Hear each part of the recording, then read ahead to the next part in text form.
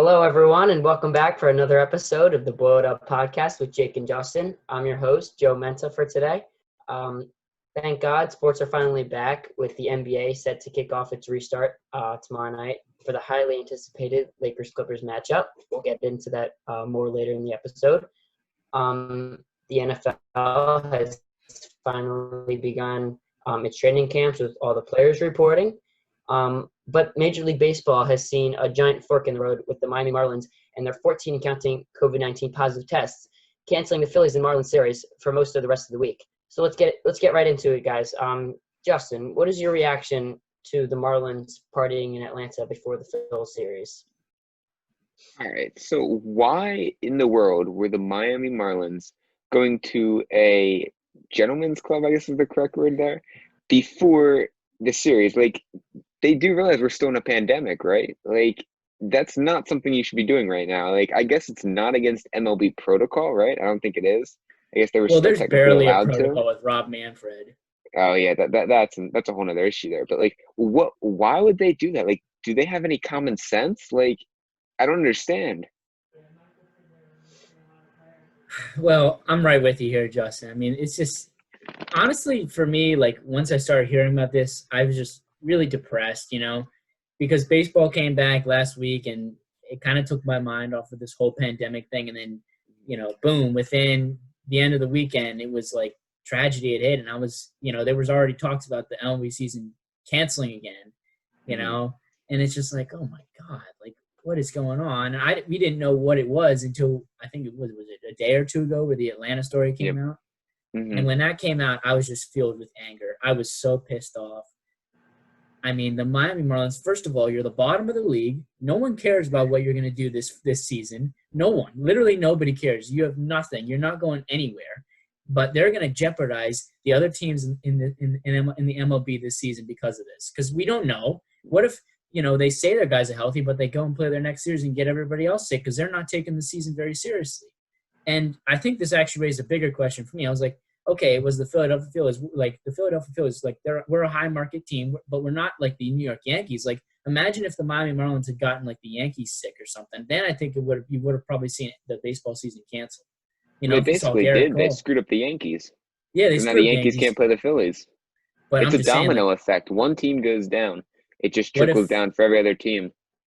I hate to think that it wouldn't be a different scenario if like the Yankees, if they had gotten the Yankees sick or something, if obviously we had played the series against them. But, just like there's so many high stakes here. Why would you go to Atlanta? First, they went to Atlanta and played. And then they knew that they were contagious, right? And then they said, we're still going to play. Yeah, so, like, what's text. wrong with you? Like, what are you doing? Like, and I don't know. This type of behavior is what scares me for the NFL because I'm worried because there's so many players in the NFL. And, one of them just decides to be an idiot and goes to a gentleman's club and gets sick and gets this whole team sick and then gets another team sick, just because he doesn't care because he's not going anywhere. Some of these guys are just here for the paychecks this season. If you're on the Miami Marlins, you're really not there, to win. You're not doing anything this season. So it just pisses me off. And the fact that it canceled multiple games this week is just even more angering. I don't care about the Miami Marlins games getting canceled. I care about all these other teams like the Phillies and the Yankees who deserve to be able to play, but because of the Miami Marlins idiocy, they're not going to get to play. It's just ridiculous. Yeah, well, the nice thing that we're seeing from this is they had, 15 tests? I think 15 positive now, maybe 16 now.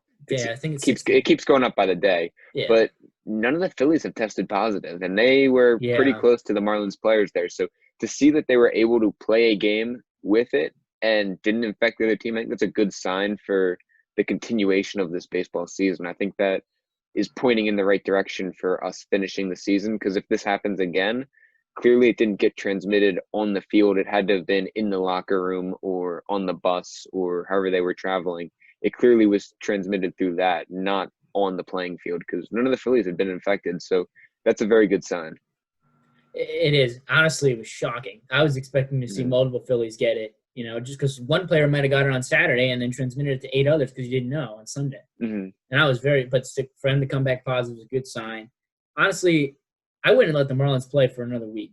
Who cares? Like, what do their games matter for them, really? Unless if it's like, obviously you got to get the games from the other teams, but like, do you really want to risk getting these other teams sick? Because who knows how long these guys are going to have it? Who knows who they pass it on to? These, like you said, the numbers are rising each day. So it's just like, it's just an awful situation. And the fact that it happened this early is really what just angers me, because we were all happy to just have baseball back finally. Already, it's like, geez, huge fork in the road. Yeah, I think that you get a difference in football and baseball because at least there's social distancing when you're out in the field. Like if this happens in football, like you mentioned, they're screwed because if you're going up and sweating on other people, spitting, all that other stuff, they're screwed because they're going to get the virus that way. So in football, you actually have to worry about it being transmitted on the field. At least with baseball, you have to worry about that. It's more a locker room issue and it can shut down the team. But I don't think Corona like that will shut down the whole league. I think it will just possibly shut down the team for 2 weeks. No, I mean, South Korea's been playing baseball since like April or something like that. Yep. I mean, obviously there were more issues at hand than COVID that was keeping the MLB season from the beginning, but it hasn't been handled really correctly. Rob Manfred's, I think he's one of the worst commissioners in sports, if not the worst. So, but that's a debate for another day. Yeah, it's really frustrating looking at it as baseball fans because, you're not just putting your own team in jeopardy, you're putting the rest of the league in jeopardy, I mean, we've waited long enough for baseball and we just want to keep it going and, stupid things like this shut everything down real fast. So we're going to continue talking about baseball. Yesterday, two of the best teams in the MLB played against each other, the Houston Astros and the LA Dodgers, 2017 World Series matchup. The game got really heated towards the middle of the game when pitcher of the Dodgers, Joe Kelley, threw at Alex Bregman and Carlos Correa's head area. And for that, he received an 8-game suspension. So, Jake, what are your thoughts on Kelley throwing at the Astros? And, what are your thoughts on the suspension that was given? Okay, so I have two thoughts on the two things that you just said. So in terms of Joe Kelley throwing the baseball at those two players, in fact, the one was you could clearly tell it's a 3-0 count, and he threw it right behind Bregman, and I believe it was Bregman, right? I wasn't watching actually the game, but I saw it as soon as I woke up this morning, and I just started laughing my head off. I could not believe. I mean, Joe Kelley, honestly, in America, he's now all of a sudden catapulted up to one of the favorite athletes in the MLB pretty quickly here. He's very, very. I mean, this is a guy who wasn't. Of course, us baseball fans knew who he was because he was on the Dodgers, pitched last year. But the fact that now he's a household name, and I love what he did. I think the Astros deserve it. I think this is the way you kind of combat what they did. For who knows how long they've been cheating? We really don't know, And it's not like he hit him.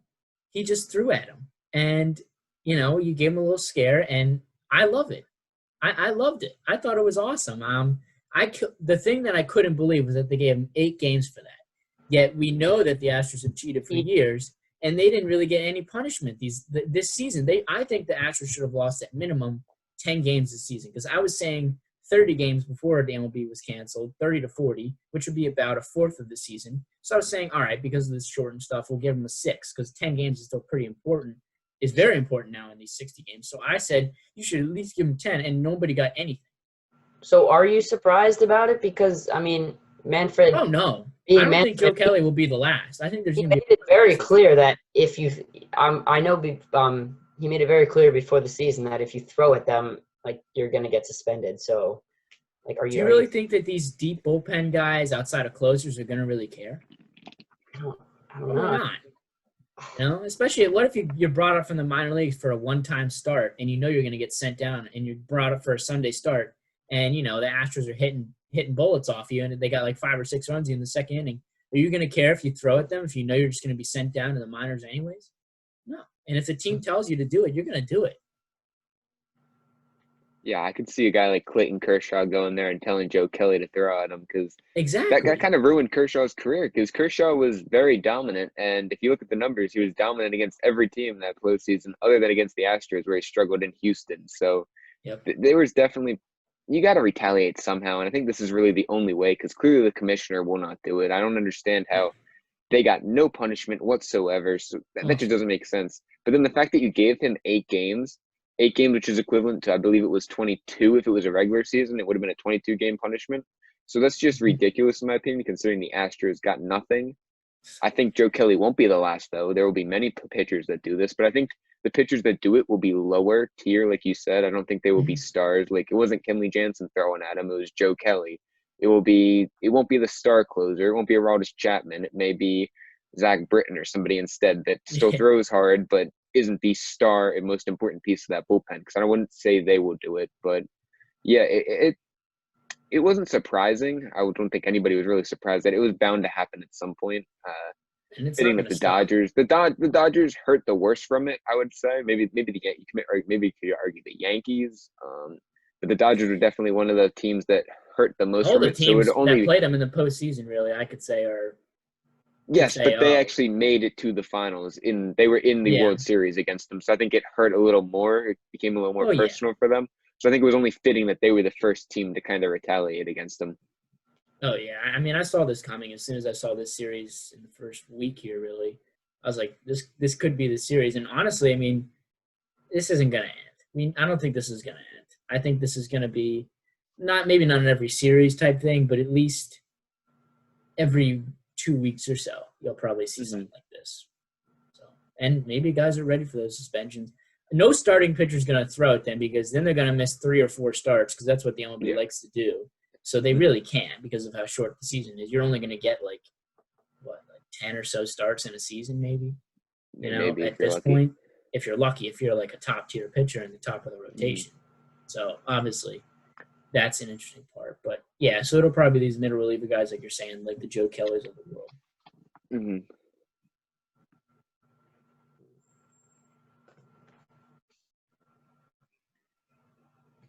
Yep. So it's just the beginning of what may be to come of getting pegged at the Astros. But we're going to transition into the NBA.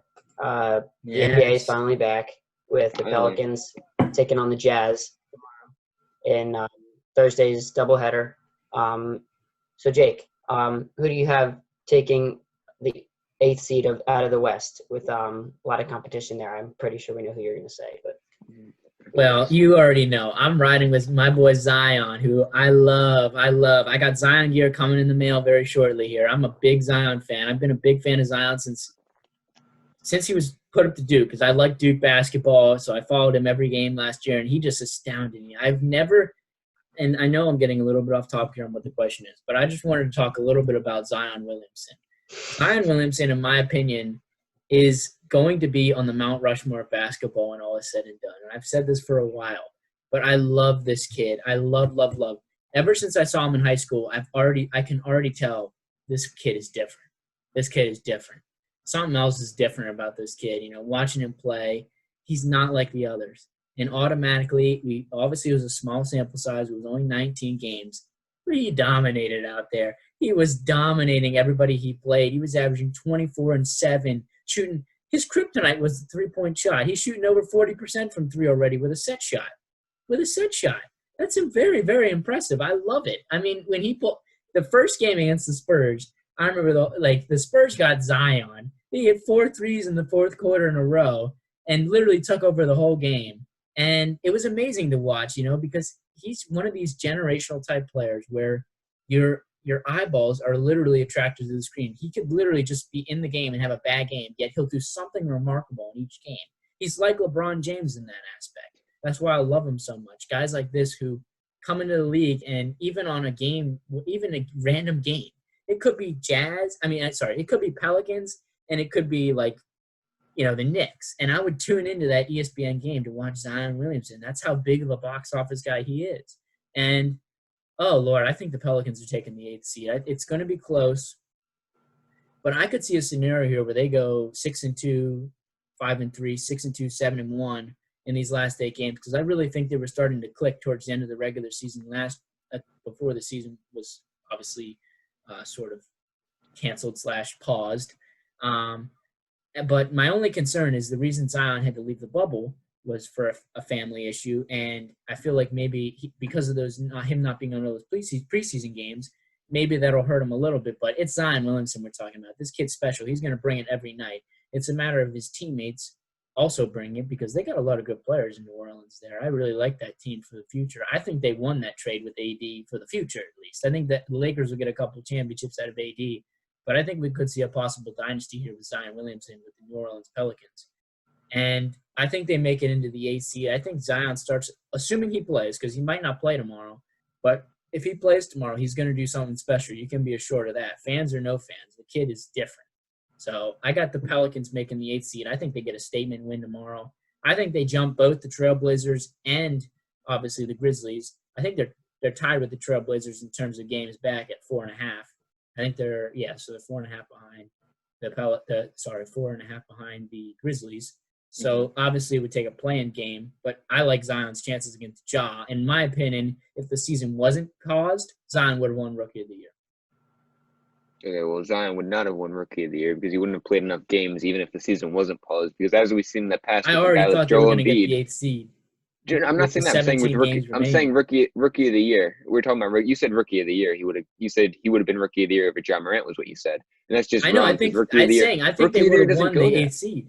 If I know, but I'm talking about your paused. Rookie of the Year comment. You said Zion would have won Rookie of the Year, and he would not have won Rookie of the Year because they don't give it to players that haven't played enough games. Look at Joel Embiid, Malcolm Brogdon, and Dario Saric. They were all in a running for the Rookie of the Year award.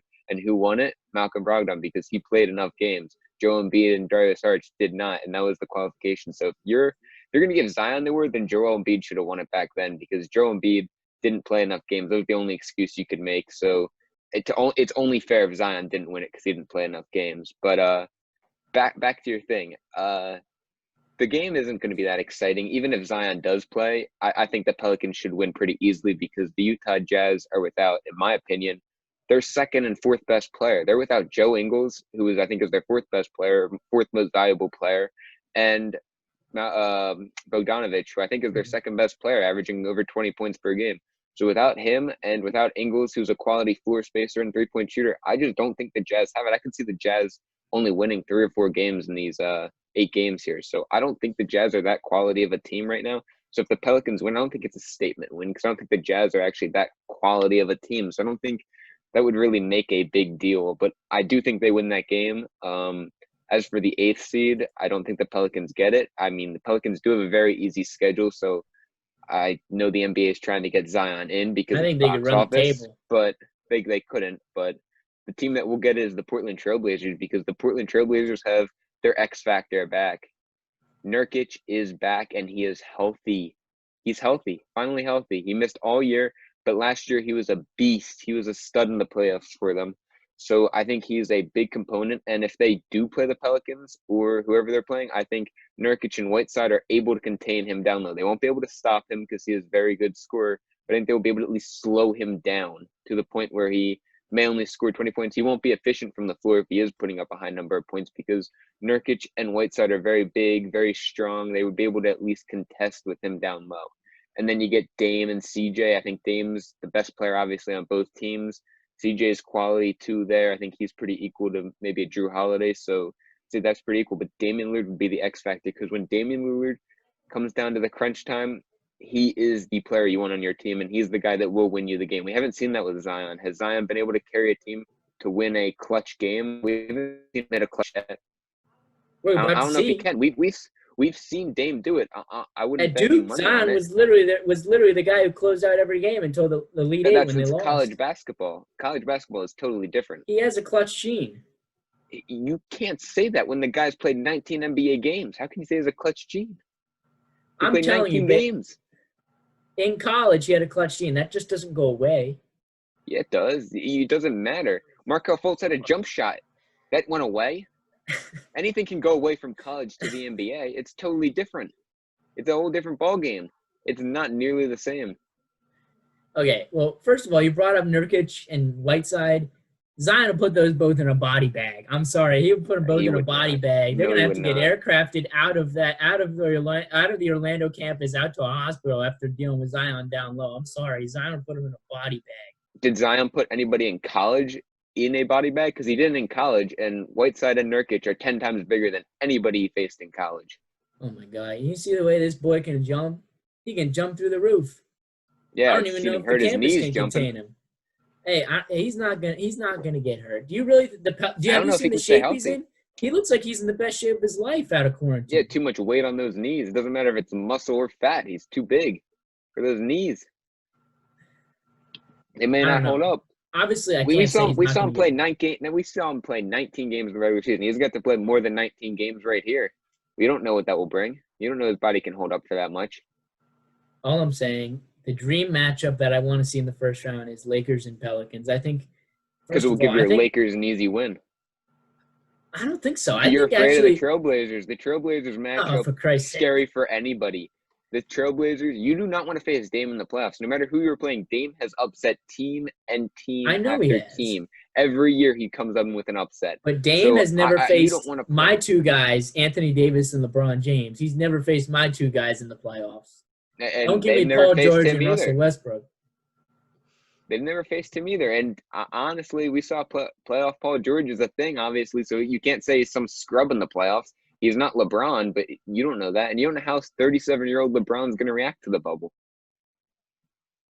He's going to be fine. I'm telling you, this is probably the best thing for LeBron. Everybody's been saying this is the best thing that really could have happened for the Lakers title odds. LeBron is fresh. AD is fresh.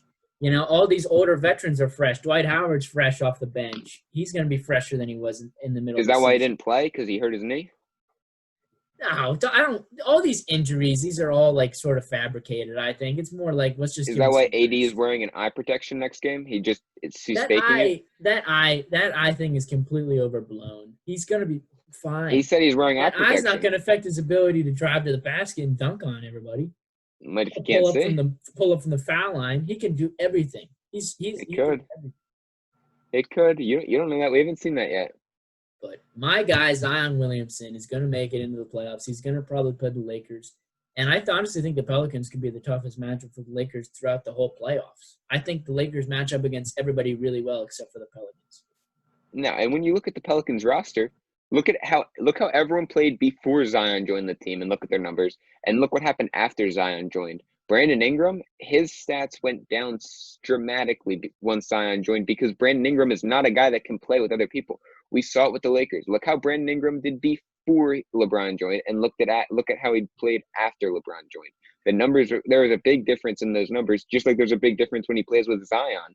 He's not the same player. Because Zion is the man. He's the man. He's going to be goated in a few years. But Brandon Ingram, who you're going to say most people would probably say is their second best player this year. Actually, he's been their best player without Zion. Been their best without Zion. Yeah, he's been the best without Zion. So his number, he's not going to be that same player he was without Zion. So people are banking on that. They're saying, oh, you got Zion, you got Brandon Ingram. Brandon Ingram is not going to be that player. You got Drew Holiday. Drew Holiday is not going to be the second best player. He's now the third best player. So those players got to adapt to a new role. Yeah, I don't know about Lonzo. I mean, he may get pushed out a little bit out of the rotation there if he's not able to play defense, depending on who their matchup is. John Morant would kill Lonzo Ball in a game. If they match up for that. A lot of length. Did you see what De'Aaron Fox did to him? Well, John Morant is just as fast, just as explosive, and has a better shot than him. Already.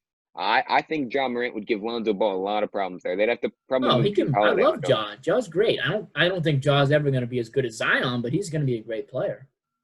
No, yeah, I agree with that. I think he's going to be really good too. But I'm saying in that matchup, nobody to John Morant. Lonzo Ball has no shot. JJ Redick has a no shot. Those guys cannot guard John Morant. John Morant will be dropping 40-plus a night in that series.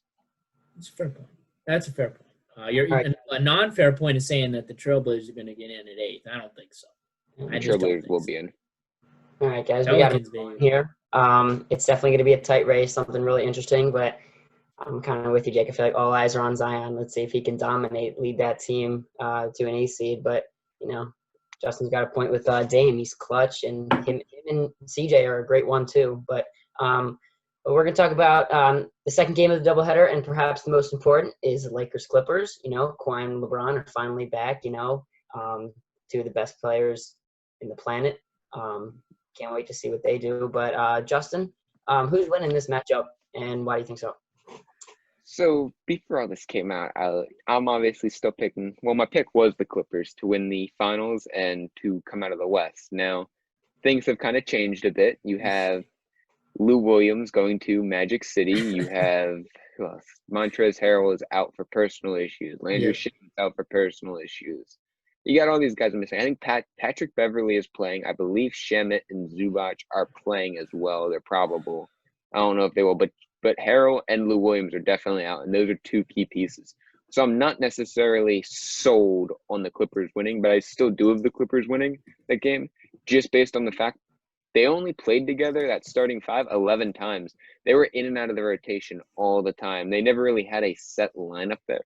So when you look at it, this is nothing they haven't done before. And the way Paul George was playing so far in these scrimmages, I know it's scrimmages, so you just got to take a little grain of salt, but he played like the old Indiana Paul George. And if they get the old Indiana Paul George, which we haven't seen all this year, they are going to be a problem for teams to stop. So I do have to go with the Clippers, but I may, if players don't be coming back and they're struggling, I may have to switch my pick to the Rockets coming out of the West. I think the Rockets could give some teams some problem. Good God, you and your Rockets every time. Hey, look at this, right? Just hear me out. Just hear me out. James Harden, the last time he played with a all-star, true all-star in his team, it was CP3. CP3 and him they were in the Western Conference Finals, took the Warriors to 7 games, should have won that series. Do you agree with me with that? If CP3 played, they would have won that. They would have won that game. Yeah, that was the last time he played with a star. He basically won the Western Conference. Was the last time he played with a star. And I mean, if CP3 played that game, they would have won. So he hasn't had that same thing. James Harden always chokes. It's going to be different this year. You have 2 guys that can get you 40 points every night. Not together, but if one guy has a bad game, you have that second guy that's going to bail you out and drop 40 points. And when you have these teams, Westbrook can score 40 shooting 10 out of 30.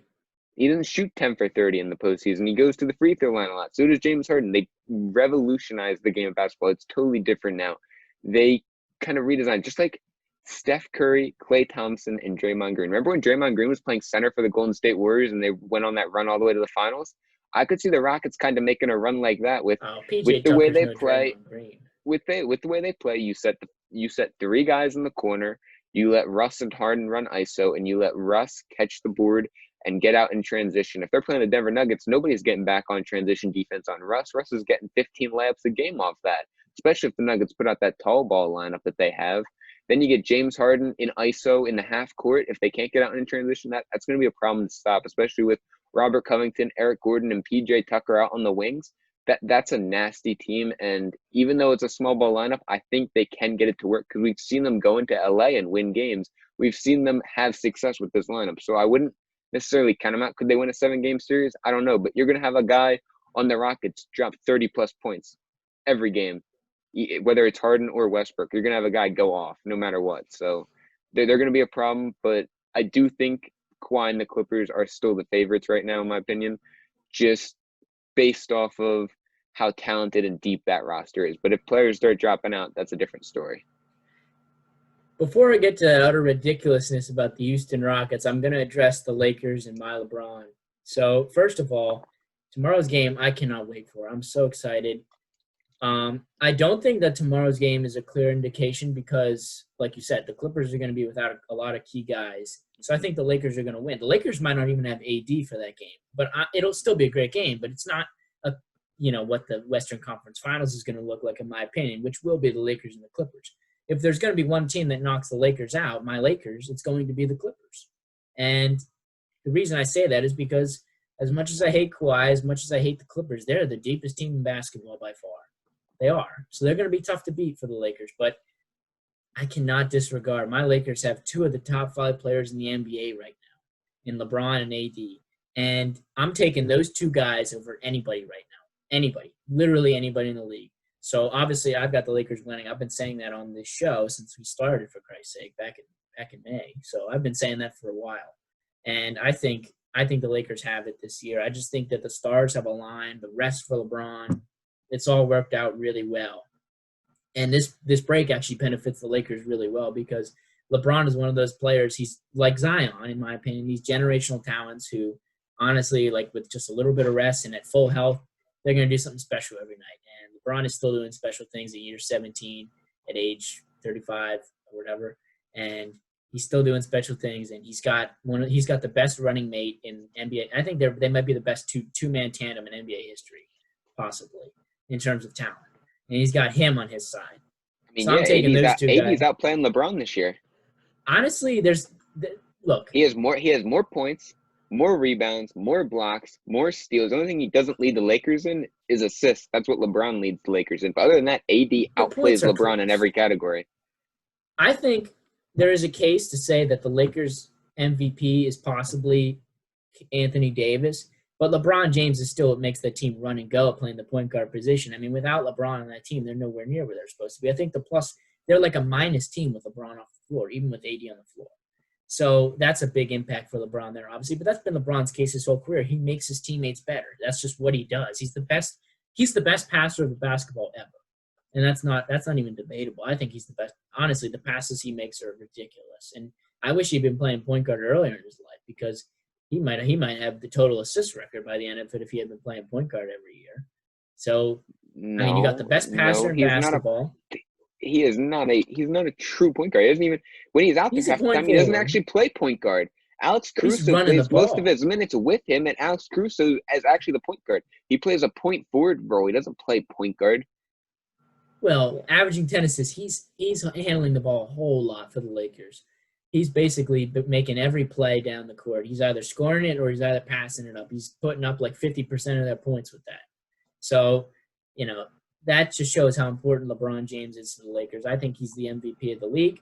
I don't think it's close. I don't understand why people think Giannis. I'll give Giannis Defensive Player of the Year, but he's not the MVP. No, not even. I think LeBron is by a landslide based on what he's had to overcome from this year to last year. Obviously, that's another debate for another day. This year. How's that anything different? His team got better. That's the only reason he was terrible last year. He moved to the Western Conference and he sucked. He sucked last year. No, he did not. LeBron was hurt. LeBron was hurt. His groin. LeBron was hurt. He missed 17 games. Well, I don't know why people think he was hurt. He played the majority of that season. He was the 6th seed in the West when he got hurt. He wasn't lighting it up. He struggled in the Western Conference last year, and that was because he didn't have a second star on his team. He was by himself. Magic Johnson didn't build that team with shooters, and now look at the Lakers. They have tons of shooters. They're unbelievable with all the shooters that you give LeBron. And, I mean, they're missing one in Avery Bradley. Exactly. LeBron's team got better. He's not playing better. His team around him got better. That's all. He played at the same level. He just came in 6th in the West last year when he was playing. This year he's 1st in the West because he actually has a top 5 player playing with him. LeBron always needs a second player playing with him because when he plays by himself, he's just not that good. In my opinion, with those scrubs last year, if LeBron had stayed healthy and they made the playoffs, LeBron would have won MVP easily last year. This year it's going to be a little bit same tougher. Scrubs that you're hyping up on the Pelicans right now, the same scrubs that you said Brandon Ingram and Lonzo Ball. Lonzo Ball is going to shut down John Morant, and Brandon Ingram's going to go off. Rajon Rondo were getting tons of minutes last year. Those guys suck. So was Lonzo Ball and Brandon Ingram. Those were the players. I like Lonzo and Ingram. They just don't fit around LeBron because they're not really shooters. They're ball-dominant players. They'll fit around Zion, who's you compared to LeBron earlier? No, I think I said generational talent. We all know my comparison to Zion is Michael Jordan because he's just a dominant scorer and dominant defender. A lot different of a player than LeBron. He doesn't need the ball in his hands. So wrong. How can you compare a power forward center to the best scorer shooting guard of all time?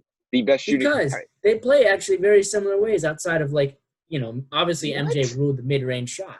But Zion on the offensive end is the most incredible threat on the floor, as well as being the most incredible threat on the defensive end. Steph Curry? That's what you're basically comparing. You're comparing two random guys that don't even have anything. They have nothing in common. Not a single thing is in common between those two guys. Not one. They're two totally different players. Style of play. Different builds.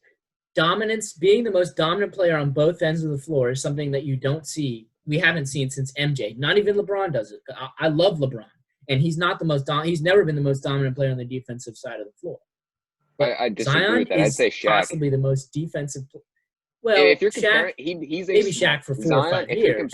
If you're comparing him to a player, it would be a smaller Shaq than anything. He's more built like a Shaq. He's bigger. He'll body you down. MJ never bodied anyone. Around them into the lane and put up a weird layup, or he'd pull up and hit that mid-range jumper that everyone knows about Jordan and his mid-range jumper. Like that game-winning shot at the crossover against the Jazz. Everyone knows that shot. That's a classic Jordan shot. Zion is never pulling that off. Never in his career will he ever pull that off. So even to compare them, it just doesn't make sense. I think you don't want to credit Zion enough. He's already learned how to shoot the 3-ball. I can't even imagine what's going to be next for that. He's played 19 games. I know, and he's already averaging 24 and 7. So I can only imagine what he's going to do in these next couple of years. I think he's going to be it's mouth-watering to think about it. I don't even want to think about it. It's getting me so happy just thinking about Zion's future in the NBA. All right, Jake, we can see you're a big Zion believer, which I agree with. But, yeah, it doesn't really get any better than Lakers-Clippers, so that's going to be a great matchup tomorrow night. Really looking forward to it. Oh, yeah. We're going to move on to the NFL. As we know, the top 100 every year they do a top 100 list of all the players in the NFL, and it was being made this week. And I'm sure you both agree the list. I think it's absolutely horrendous. You know, every time they make, you know, it gets worse and worse every time. I mean, recently, they left out Julio Jones at the top 10. I feel like that's a little disrespectful. I think he's the best wide receiver in football. So, but more importantly, Carson Wentz, Eagles quarterback, was left out of the top 100, voted by player. I think that's ridiculous. But I'll start with the non-Eagles fan. Jake, what do you think of Wentz being left out of the top 100? Well, you said something in the beginning there that actually caught my interest. I don't think that this list – I think there's parts of this list that are terrible. Like not having your guy Carson Wentz on there is just ridiculous. And then having Dak at like 46. I mean, for God's sakes, Carson Wentz is a top 40, top 30 player in the NFL, in my opinion. I think he's a top 7 quarterback in the league. So he should be on there for sure. And guys like Ryan Tannehill shouldn't be on there. Josh Allen shouldn't be on there, in my opinion. I know Justin would think otherwise. He should be on there, but he's actually fairly ranked when you consider quarterbacks and how well they are valued to a team. He should be right around 75, 80. And I love Kyler Murray, but Dak Prescott, his rookie year, was way better than Kyler Murray was last year, and he wasn't even in the top 100 list that year. So how can you put Kyler Murray, who's really accomplished nothing in this league, at 9th already? Like, it just seems ridiculous. I mean, this list is basically saying that Kyler Murray, Josh Allen, and Ryan Tannehill are better than Carson Wentz, which is just ridiculous. And I don't know, maybe Carson Wentz is not liked by the players in the NFL or something. I mean, there was some agenda, maybe against the Eagles, but I couldn't believe when I didn't see Carson Wentz on the list. When the first, like 9 names came out, I thought he was just higher. But then I saw this, report that he's not even on the list at all, and obviously he isn't now that we're at, the top 10. He's not a top 10 player in the NFL as much as Carson Wentz. As good as Carson Wentz is, he's not. So he's not going to be there. So it's crazy. I don't know how he's left out of this list. I think it's angered a lot of people, not just – I mean, you guys are Eagles fans, so you're obviously very, very upset about it, you know. And, I mean, just as a football fan, you're like, what? I mean, I don't know. Maybe there's some agenda against Carson Wentz. I have no idea, but he clearly is not liked by the players enough for this. This is almost like a sort of like, middle finger to Carson Wentz.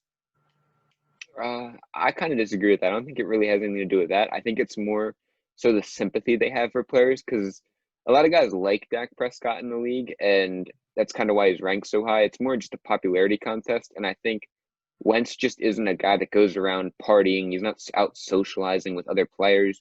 He's more of a stay-at-home guy, just bond with a couple of his teammates, go hunting in the off-season. Like, he's not a guy that goes out and makes news. I kind of understand why he's not on there. But at the same time, I'm furious that he's not on there because talent-wise he is. And that's why these lists are really stupid. I mean, Dak Prescott's rookie year, when he went off, he was ranked 14th in the NFL. And that's just really not good then. And and then last year, he was somehow ranked not even on the list when he played better than he did this year. And then this year he made it to, what was he ranked? I believe he's 54 now. So how does he play better the one year and not make the list? And now he jumped up 50-some spots, because I don't know where he was outside the top 100 because I haven't released that. But how is he outside the top 100 now in the 50s? And he played worse? That just doesn't make sense in my opinion. Like, how do you play worse and jump up 50 spots? I don't understand how that works. Maybe players have sympathy because they understand he should be getting paid and he hasn't gotten paid yet, so people like him more. I don't know what it is, but it just really doesn't make sense. The whole list is pretty bad, honestly. I used to really like this list, maybe 5 years ago. But Oh yeah. now the list has just become a total joke. It's like an embarrassment because I don't know why the players would even put this out there. Like, it just looks bad on them. So why would they It want looks to like put they don't know like the a game. list like that? Yeah, exactly. I think it's just more of a popularity contest. It's kind of like the All-Star game. You always see like these weird names. They're not actually really that talented, but they end up getting in by fan voting. Yeah, Mitch And I think it's Trubisky kind got of like in the like same 2 thing. years ago. Yeah, it's a popularity contest. It has nothing to do on talent. It's just how well you're liked amongst the league. And clearly Carson Wentz isn't that liked just because I think he gets underappreciated because he's just not a big headline guy. Like, these guys go and look at guys in the news, and Carson Wentz just isn't in the news. He's not a big headline guy. He's not out partying. Like, you see Dak Prescott.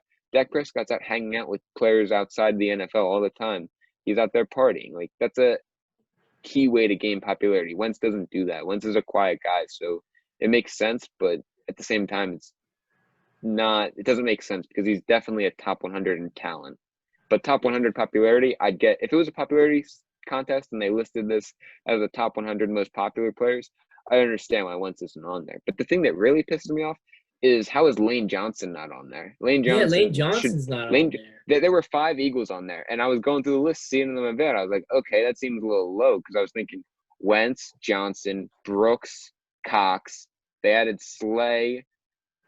Like, that's 5 right there, and I saw that some of these guys, other guys, getting named. I'm like, this doesn't make sense. There's only 5 spots. I don't understand where these other guys are going to fit in, and so I was just kind of lost the whole time. It just doesn't make sense. I'm interested to see how these top 10 are going to be. I mean, if Mahomes is in number 1, then automatically the list is even worse. But Mahomes is so popular. So either way, he's clearly the most talented and he's the most popular. So I think everyone would kind of give it to him. Either way, if it's a popularity contest, he's number 1. If it's a talent contest, he's number 1. So I can't believe that you put D-Hop and Thomas over Julio Jones. That's just disrespectful. At worst, it really Julio is. Jones is number 2, and he's really Julio's got a. I'd say he's like tied for first. I think Michael Thomas is great, and I think Julio Jones is great. I think those are both 1A and 1B. I don't think you can really like say which one is divertly better, But D-Hop had a down year last year. Julio Jones has never had a down year. He's never had a down year. But Julio's not as popular. Julio's not in the news as much. Julio's been kind of not since the Super Bowl. Not since the Super Bowl. Julio hasn't been talked about at all. Julio's kind of one of those another players like Wentz who's just kind of more quiet. He's not in the news. He goes out and balls every week, but he's not in the news. Like DeAndre Hopkins is always out there in the news. Matt Ryan's Michael Thomas. Michael Thomas always has something to say. Michael Thomas is never shutting up. So it makes sense, honestly, when you look at it. Because in my opinion, it's a popularity contest, not a talent contest. I don't believe Matt Ryan is on this list either, and I think he's better than a lot of the quarterbacks on that list. So that's another popularity. The only one I have an issue with is Ryan Tannehill. I think that's the big one. I don't understand why he is that high. I don't even think he's a top 100 so bad. player at all. I mean, he's not even – I don't even think he's a top 15 quarterback. He's only good because of Derrick Henry and that offensive line around him. He's kind of almost like Dak Prescott in a way. Dak Prescott is more talented, but they're the same type of player. He's more of like a Walmart. You need a good running game. They need a good running game to succeed. Without Zeke, the Cowboys are nothing. Exactly. Like, Dak feeds off Zeke and Tannehill feeds off Henry there. So it just kind of – it fits there. It makes them work, but it just doesn't make sense to me how you can – if you're like, I don't know what like these players are looking at. Are they looking at different stats like PPS? Like, I just don't understand what they're looking at because even like rationalize a case for any of these lists. Like, you could say popularity contest, but then you look at one situation, clearly that player is more popular, but he's not ranked as high. You look at like yards thrown by quarterback, and that's not how it works. So I'm just confused how it works. Yeah. It's a very interesting list, but actually they did just come out with numbers, rankings 10 through 6, 10 being Derrick Henry, 9 is Stephon Gilmore, 8 DeAndre Hopkins, 7 George Kittle, and 6 Christian McCaffrey. So that leaves Patrick Mahomes. Kelsey's in the top 5? I say Kittle. Kittle was number 7. Where's Kelsey? Kelsey was outside the top 10. But now that leaves for the top 5, Mahomes, Donald, Russell Wilson, Lamar Jackson, and Michael Thomas. So We should see how that pans out. But I mean, when I saw this list without wins, I was like, "What the hell?" Do these players realize the most important positions like in the league and what they are? Obviously, Aaron Donald's got to be in there. You gotta have some centers and some offensive linemen. Like I think Quentin Nelson was honestly too low at like 29. He's so important to the Colts' success everywhere. Same thing with not having Johnson in there is just ridiculous. I think he's a top 50 player because he's one of the most important offensive players the Eagles have. I think he's a top 3 tackle in football. Oh, Brandon Brooks made the list, which I was happy about because I think he's arguably the best guard in football, at least right guard in football. So some of the things make sense. Like I get some of it, but some of it is just like mind blowing. It's just so stupid. Yeah. I'm just not reading into this list. There's enough things to get angry about in the world right now. I'm just like, whatever, man. I saw the list. I just started laughing. I mean, a little bit angry, but laughing and just like, whatever. And I just feel like not having Wentz on there is like a crime because, I mean, no bias aside as an Eagles fan, I consider him to be elite. I'm sure most people do. It's like Max Kelley is making this list or something, but yeah, he might. I'm saying there's got to be some agenda against Carson Wentz for him not being on the list. That's just awful. That's basically saying Carson Wentz isn't even like a top 15, top 20 quarterback. It's bad, but top 5 will be out later tonight. Honestly, not going to be surprised if we see a 1-2 with Mahomes and Russell Wilson. Honestly, that makes sense in my opinion. Yeah, that's going to be the 1-2. But we're going to move on to our next topic about all-pro safety Jamal Adams, who was traded to the Seattle Seahawks for 2 first-round picks. He's been dominant for a very long time, one of the best safeties in the NFL. And so, Justin, do you think having Jamal Adams makes the Seahawks Super Bowl contenders? Well, here's the thing. They clearly overpaid because they needed secondary help. What I was gonna say. 2 first-round picks for a safety, that's just crazy. Khalil Mack got traded for that, and he is much more impactful than a guy of Jamal Adams' caliber. So they clearly overpaid, but they overpaid because they are already Super Bowl contenders. They were already Super Bowl contenders before this move. They were already projected to be picking maybe 28 through 30 in that range. So if they're picking there, these first-round picks aren't nearly as valuable if he gets traded to, say, the Cowboys. You don't know how well the Cowboys are going to do. The Cowboys could finish 8-8 again and miss the playoffs, and that could be the 17th pick in the draft. There's a big difference there. So it makes it a little more acceptable to make that trade because they were already Super Bowl contenders before this move. Now, as for Jamal Adams, I think he's a quality player. He can kind of he's a do-it-all safety. But in my opinion, he is the fifth best safety in football. I think he's good, but he's not elite yet. He's not the best anymore. I think Minkah Fitzpatrick is clearly the best, and I agree with that. I think Minka's the best. And there's a couple other guys. There's a couple other guys in there that you could compare with him, but I think he kind of got it. If you look, we'll go back and watch the film. He got exposed a lot over the top. He wasn't quite the best in coverage. He was a good hitting safety on the blitz inside, but he got blown by so many times deep. So I was a little disappointed in that. I want to see improvement there. I think part of it was because of the Jets' lack of pass rush. They didn't really apply pressure on the quarterback, so he got beat a lot over the top. But that wasn't – I don't think it was that much his fault because of the lack of pressure up front. But again, it's something that he has to work on because he did get beat in that area. So I'm not sold on him being truly elite yet to the point where he should be the best paid safety in football. I think he's top 5, top 3 in that range. He's 5 through 3, somewhere in there. But I don't think he's the best. I think Minkah Fitzpatrick is by far the best safety in football. I don't think that's close. I think that's yes, I agree. I think the Madden rating was very disrespectful to Minkah. Oh, so bad. Clearly and the TJ Watt. Safety in football. Well, yeah, okay. But we're talking safeties here. So yeah, I mean, I think he clearly helps because he's one of the best 5 safeties in football, and he's hard hitting. He can make the big play over the top, but he struggles with being consistent over the top. So that's the only reason I have him around 5 through 3 in that range. But I don't think he is the best safety in football. So I think it was certainly an overpay. But they can do that because they're Super Bowl contenders already. If they weren't Super Bowl contenders already, they have issues because without him, they were already finishing around 25th pick. And now I think with him, they'll finish 28 through 38 at the worst. Unless Russell Wilson gets hurt. I still think those first-round picks are valuable even at low because it's the NFL. But maybe not obviously not as valuable as like a top 15 pick, but still, it's value. Well, when you're judging the trade value, obviously you see 2 first-round picks, but if they're 2 third picks in the draft compared to 2 15th picks, the value is a lot different. You have to wait and see how that plays out before you judge fair value.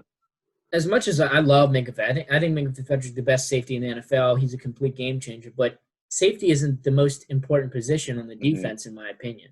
So, and that's why it's always been one of the lower paid positions, even for the best players. So I agree with you on that front, but I still think the only guy other than Minkah that I could even put ahead of Jamal Adams is possibly Earl Thomas, and he's getting a little bit older.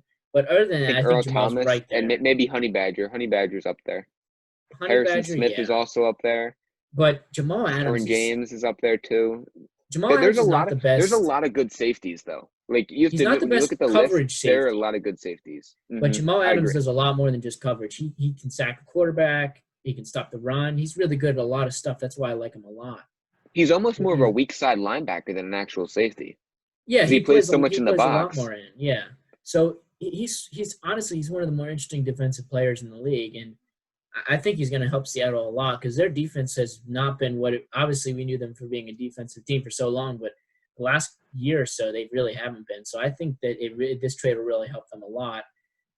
I think they win the division now. Honestly, I love the 49ers, but I think the Seahawks take this division, and it's going to be close. But I think they take this division. I think not necessarily just because of this move, but I don't know. Something has been growing me towards the Seahawks in that division for a while now. I think last year, obviously, we know they were a yard away. They were literally this close to winning the division. Mm-hmm. So it was already close last year. Now. And I think now with another year of DK Metcalf, and now you got Jamal Adams onto that team too, along with all the other offensive weapons they had. They lost that Disley guy who was going berserk until he got hurt.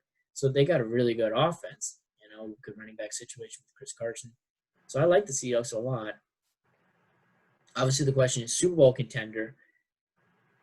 Super Bowl contender, yeah, just because I think they're going to have a lot of games at home in the postseason, obviously, whatever home will be in the postseason this year.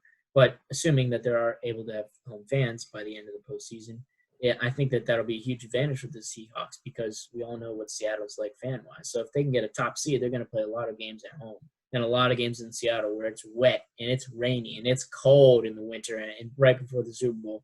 So that is not going to be good for other teams to play with. So I like the Seahawks a lot this year. I think in terms of the NFC, I think they're the second best team behind the Saints in the NFC right now. And I think this move does help them a lot.